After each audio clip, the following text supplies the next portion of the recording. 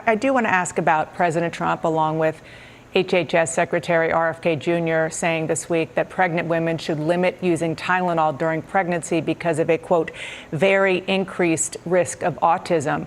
And that's a claim that is not grounded in science.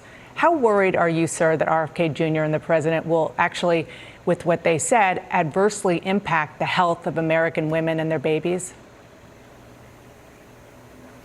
Well, I'm obviously very concerned about that. I am a father and a grandfather, and just have, as of about 7 months ago, a newborn grandson. So, congratulations. Obviously, thank you.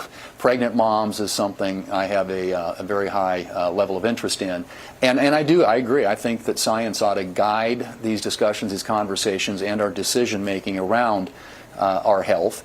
There are studies out there that they reference, but again, I think there are an awful lot of people in the medical community who come to a different conclusion about the use of Tylenol. And so I think that, obviously, my view is we ought to be very guarded in making broad assertions and make sure that they are well grounded in science and medicine, and where we're taking the consultation, advice of experts in the field, and ensuring that these things are all well documented.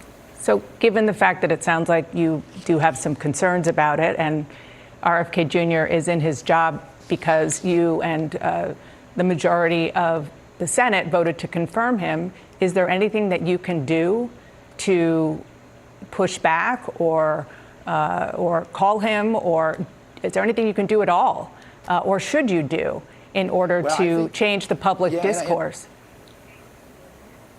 Right. Well, and the Senate Finance Committee had an oversight hearing recently where he testified, and I think he's scheduled to come before, or maybe the CDC director, Dr. Oz, is scheduled to come before the HELP Committee, the Health, Education, Labor, and Pensions Committee as well, to talk about some of these issues.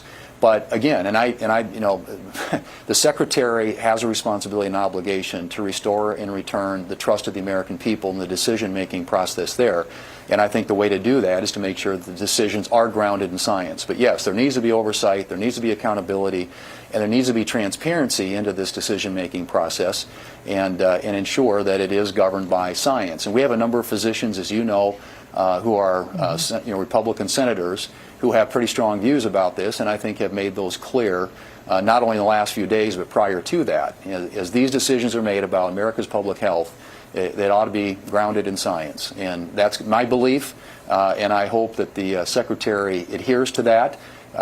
There will certainly be, I think, future opportunities for him and to come in and to defend his views and the decision-making process that leads him to the decisions that he makes.